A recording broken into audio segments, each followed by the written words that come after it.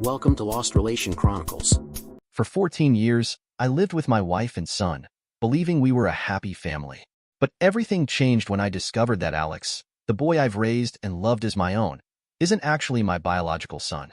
Linda, my wife, left me, taking Alex with her, because his biological father, now wealthy, entered the picture. Suddenly, they've decided they can be a happy family, and I've been painted as a bad father to justify their actions. But then something unexpected happened. Alex said something in court that revealed a shocking truth, one I never saw coming. I never thought I'd be in a situation like this. My life has been turned completely upside down, and I'm struggling to make sense of it all. Let me start at the beginning.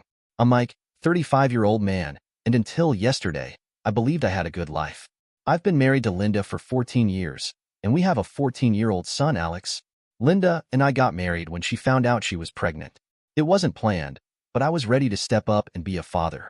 From the moment Alex was born, I loved him with everything I had. I was there for all of his milestones, his first steps, his first words, and everything in between. I worked 2 jobs to ensure he had the best life possible, never doubting for a moment that he was my son. It wasn't always easy, but I never complained. That's what fathers do, right? I always tried my best to be a good dad. I helped Alex with his homework, taught him how to ride a bike, and cheered him on at all his soccer games. Every summer, we had our father-son camping trips, just the 2 of us. Those moments were some of the happiest of my life. I wasn't a perfect father, but I always put my family first. I made sure Alex had everything he needed for school, even if it meant skipping lunch at work. Last year, I saved up for months to buy him the latest game console for his birthday. The joy on his face when he opened it made every extra shift worth it. Linda and I had our ups and downs like any couple, but I thought we were happy. Just last month, we celebrated our 14th wedding anniversary with a quiet dinner at home. Alex even made us a card, which we proudly displayed on the fridge. Or at least, it was there yesterday. Yesterday started like any other day. I went to my first job in the morning and my second job in the afternoon, looking forward to dinner with my family. But when I got home, something felt wrong. The house was eerily quiet. Normally, Alex would be watching TV or playing video games, and Linda would be in the kitchen. But this time, there was nothing. No sounds, no smells of dinner cooking, just silence. I called out for them, but no one answered. I went to Alex's room, thinking maybe he was wearing headphones and hadn't heard me. But his room was empty. Some of his clothes and favorite books were missing. My heart started racing as I went to our bedroom. That's when I saw the note on the bedside table, written in Linda's handwriting. My hands shook as I picked it up and started to read. The words have been echoing in my mind ever since. In the note, Linda revealed that she and Alex were leaving me. But that wasn't even the worst part. She confessed that I'm not Alex's biological father. She explained that, before we got together, she had a brief relationship with another man. When she found out she was pregnant, she assumed the baby was mine. She said she convinced herself it was true because she wanted it to be true. But now, 14 years later, Alex's biological father has come back into the picture. Linda wrote that he wanted to be a part of their lives, and she had decided to give him that chance. She claimed that Alex deserved to know his real father. I felt like I couldn't breathe. The room was spinning as I sat down on the bed, trying to process the words I had just read. How could this be happening? How could Linda do this to me? Do this to us? Desperately, I kept reading the note, hoping for some explanation that might make sense of it all. Linda wrote that she was sorry for lying to me all these years. She admitted she knew it was wrong, but said she had been scared. Scared of losing me and scared of being a single mother. Now, however, she felt that Alex's biological father, who was apparently successful, could offer them a better life. She also wrote that Alex was excited about meeting his real dad and starting a new chapter. That part shattered me the most. For the past 14 hours, I've been trying to wrap my head around all of this. I've gone through every emotion imaginable: shock, anger, sadness, betrayal. I've cried more in the last day than I have in my entire life.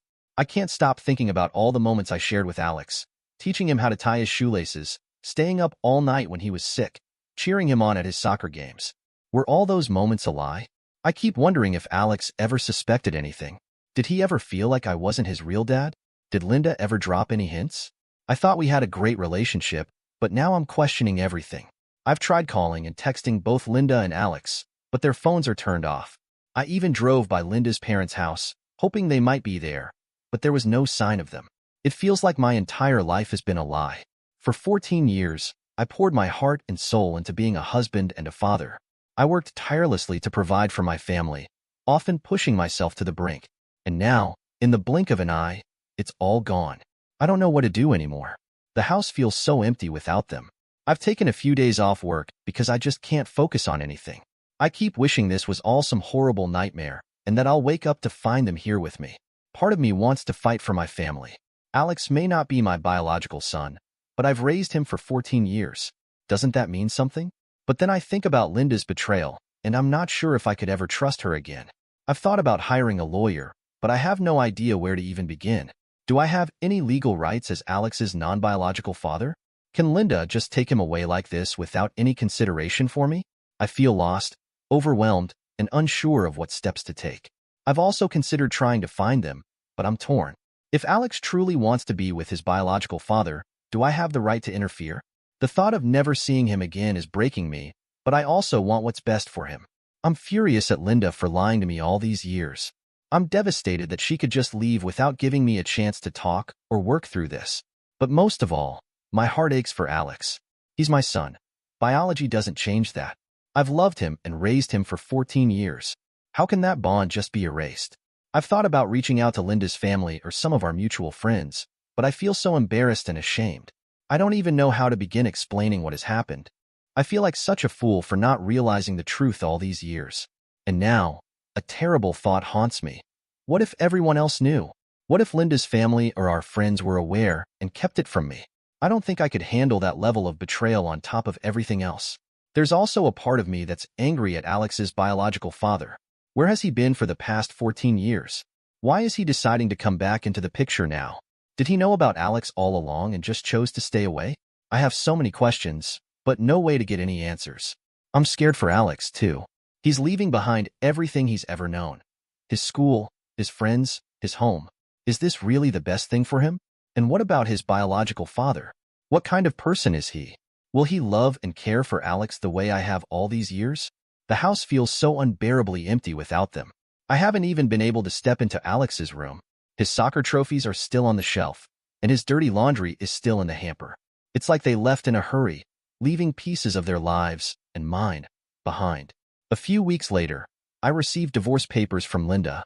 Even though I had expected it, seeing it all laid out in black and white was devastating. It made everything feel so final, so painfully real. Once the initial shock wore off, I knew I couldn't just sit back and let them take Alex away from me without a fight. I had been his father for 14 years, and I wasn't about to give up that role without doing everything I could. I decided to hire a lawyer, even though it was a huge financial strain, especially with Linda and Alex gone. I managed to find an attorney who was willing to work with me on a payment plan. He was honest from the beginning, warning me that the road ahead would be an uphill battle because I wasn't Alex's biological father. Still, I was determined to try. The courtroom was heavy with tension as the proceedings continued, and the words spoken felt like daggers aimed at my heart. Linda's attorney had already painted a picture of me as a father who was neglectful and absent, and now it was Logan's turn to add fuel to the fire. Logan's attorney, a sharply dressed woman with a commanding presence, stood up and addressed the judge. "Your Honor," she began, "we have presented overwhelming evidence that Mr. Thompson's work schedule is a major factor in his inability to provide the emotional support and care that Alex needs. Working 2 jobs may demonstrate financial responsibility, but it also speaks volumes about Mr. Thompson's absence in his child's life." She turned to the judge with a slight, knowing smile, as if she had just delivered the final blow. "It is clear that Mr. Thompson prioritizes his own work over the well-being of his son. In contrast, my client, Mr. Logan, has the means to give Alex the life he deserves. A life full of opportunities, financial security, and an environment where he can thrive." Logan sat across the room, arms folded, looking smug and self-assured. I could feel the weight of his wealth and status pressing down on me, making the battle even harder to fight. The judge nodded, considering the argument. "I understand the point being made, but I also recognize that financial stability is not the only factor in determining what is best for a child."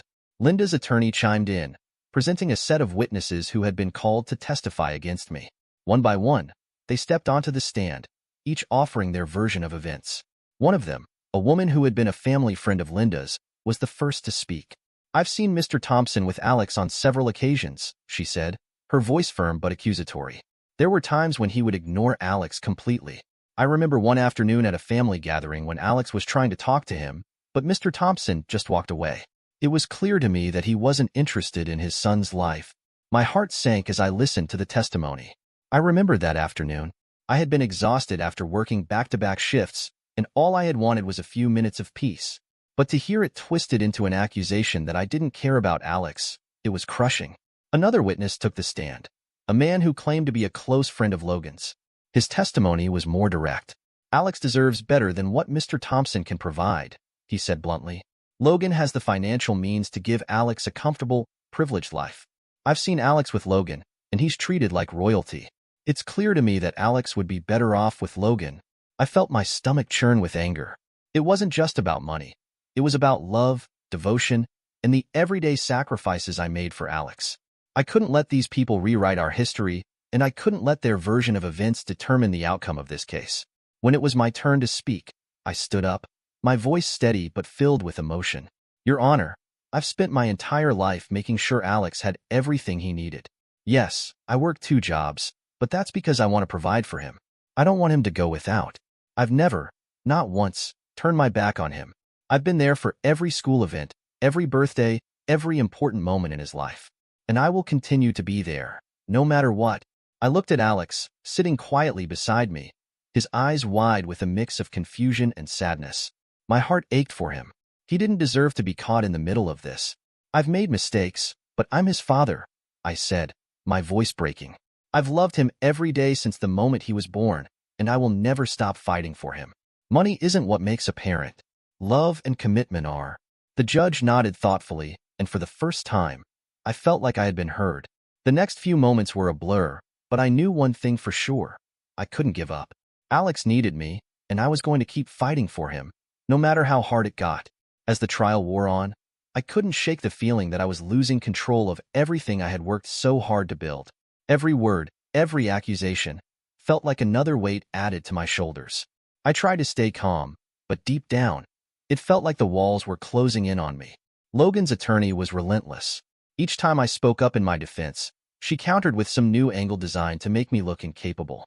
She tried to portray every aspect of my life as a failure, spinning my efforts into weaknesses. Working long hours to provide for my family was no longer an act of dedication. It was evidence of my absence. My sacrifices, my commitment to being the best father I could be, seemed irrelevant in their eyes. I had always thought that providing for my son, creating memories with him, was what mattered most. But in that courtroom, it felt like everything I had ever believed in was being turned against me.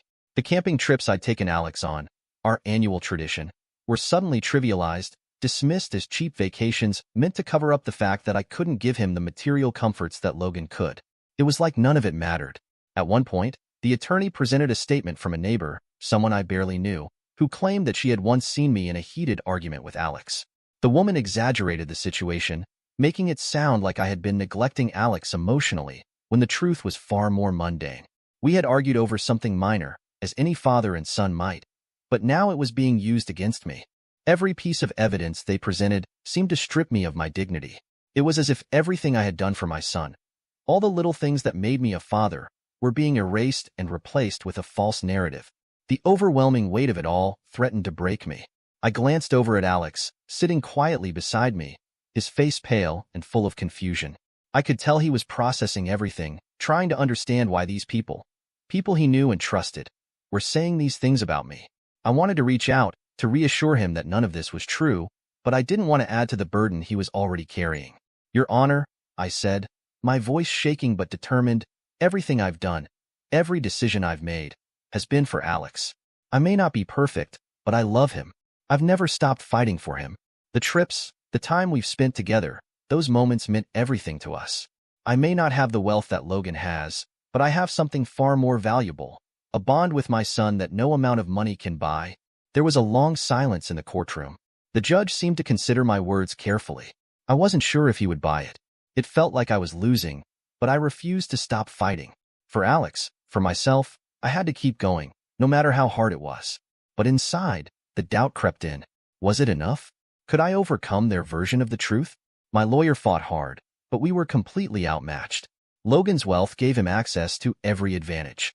They brought in expert witnesses to testify about the importance of biological connections and child psychologists who argued that Alex would be better off in a household with greater financial stability.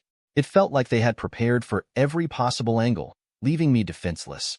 I started bracing myself for the worst, that I might lose Alex forever. The thought of never seeing him again, of someone else raising him and hearing him call another man dad, was almost too much to bear. I spent countless sleepless nights, lying awake and thinking about all the moments I would miss. His first day of high school, his big achievements, and even the everyday conversations we shared. But then, something completely unexpected happened. The judge announced that he wanted to hear from Alex himself. I was terrified. What if Linda and Logan had turned Alex against me? What if he said he wanted to live with them? I didn't know if I could bear hearing Alex say he didn't want me in his life anymore. As he took the stand, I could barely breathe, my heart pounding in my chest. But what happened next changed everything. Alex looked directly at the judge and said, "I want to live with my dad. My real dad. The one who raised me." I couldn't believe what I was hearing. Alex continued, describing how I had always been there for him. He talked about our camping trips and how much they meant to him, how I always made time to help him with his homework, even when I was exhausted from work.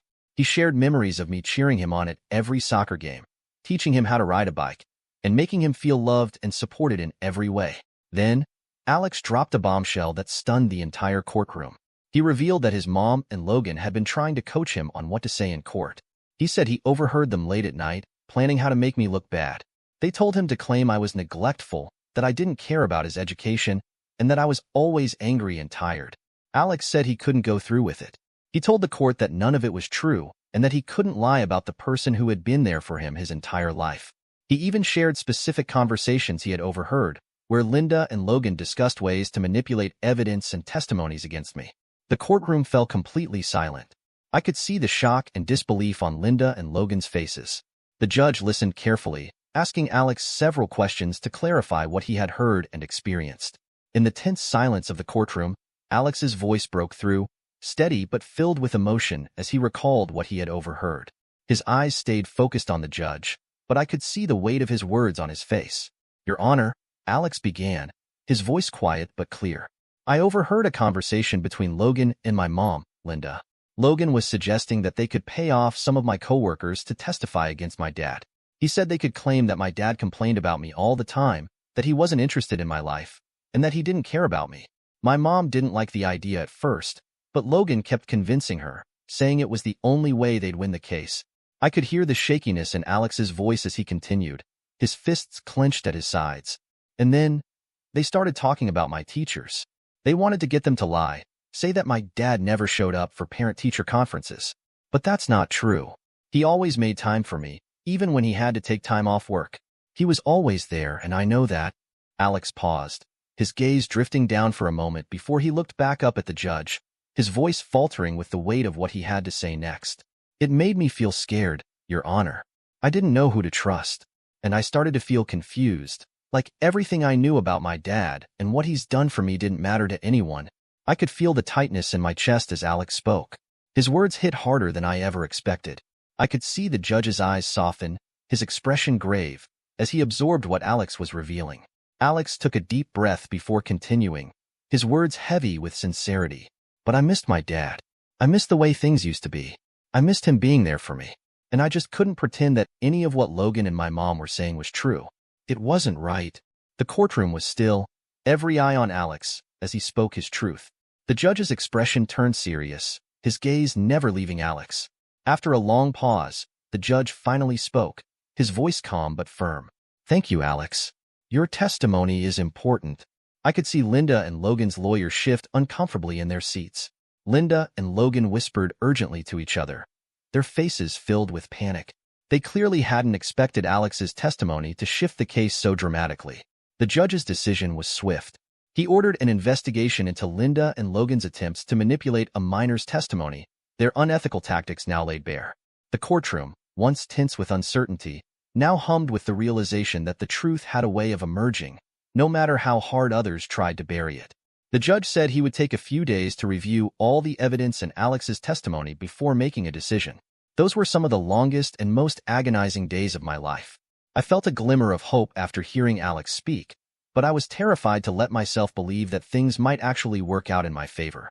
Finally, the day of the judge's decision arrived. As we all gathered in the courtroom, I was a bundle of nerves. The judge began by stating that he had carefully reviewed all the evidence presented and had taken Alex's heartfelt testimony into account.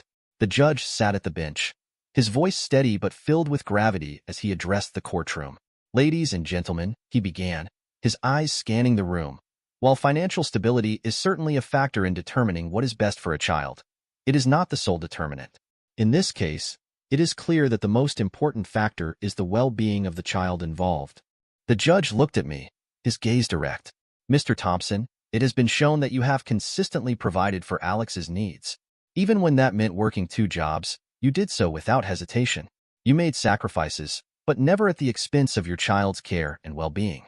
Your commitment to Alex's education, his extracurricular activities, and ensuring that you made time for him are all qualities that demonstrate your dedication as a father." I could feel a wave of relief wash over me as he spoke.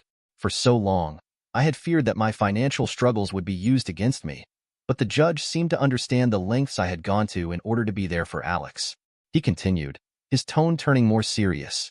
"However, I must also address the actions of the opposing parties. It has come to light that Ms. Linda and Mr. Logan made repeated attempts to manipulate the testimony of a minor, coaching Alex on what to say. These actions are deeply concerning. It is a blatant disregard for Alex's emotional well-being and raises significant questions about the fitness of both Linda and Logan as parents." There was a slight murmur in the courtroom as the judge's words landed. I could see Linda and Logan shift uncomfortably in their seats. Their lawyer's face tightened with anxiety, clearly sensing the shift in the proceedings. The judge turned his attention back to me. "Mr. Thompson, it is clear that you have been a loving and devoted father to Alex.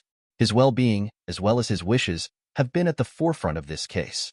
After reviewing all the evidence, the testimony provided, and considering the actions of the other parties involved, I find that full custody of Alex should be awarded to you." My heart leapt in my chest, and I couldn't suppress the tears that welled up in my eyes. I looked at Alex, who was sitting beside me, and saw the look of relief and happiness on his face. It was as if a weight had been lifted from both of us. The judge paused for a moment, allowing the weight of his decision to settle. The bond between a parent and child is not solely defined by biology. It is defined by years of love, care, and commitment. And it is clear to me that you, Mr. Thompson, have been the father that Alex needed. You have been present in his life, and that bond is irreplaceable. Linda's face contorted with shock, and Logan's jaw clenched. Their lawyer was frantically flipping through his notes, clearly trying to figure out how to respond to such a decisive ruling. The judge's gaze hardened as he concluded, "I am granting you full custody of Alex. Furthermore, based on the efforts to manipulate the case and the testimony, I am ordering that the legal fees be borne by Ms. Linda and Mr. Logan. It is a direct result of their actions." The room fell silent as the judge's gavel came down with a sharp crack, signaling the end of the proceedings. I stood up, barely able to contain my emotions, and Alex immediately ran to me, throwing his arms around me in a tight embrace. "Dad, we did it," Alex whispered, his voice thick with relief. I held him close, tears streaming down my face. "We did, buddy. We did." It felt like a dream, like the end of a long, painful journey. And for the first time in what felt like forever, I finally believed that we could move forward, together. As for the divorce, it was finalized, and I had no desire to remain married to Linda after everything that had unfolded. Additionally, the judge ordered Linda and Logan to pay my legal fees due to their attempts to manipulate the case. When the judge announced his decision, I was overwhelmed with relief and joy. Alex ran to me and hugged me tightly, and I couldn't hold back my tears. It felt like an enormous weight had been lifted off my shoulders. For the first time in months, I felt like I could truly breathe again. In the weeks since, Alex and I have been adjusting to our new normal. We're back in our old house, working hard to rebuild our life together. It's been challenging financially, but we're making it work, one day at a time. I've had to scale back on some expenses, but Alex understands. He even offered to get a part-time job to help out, but I told him to focus on school and just being a kid. Alex has been incredible throughout all of this.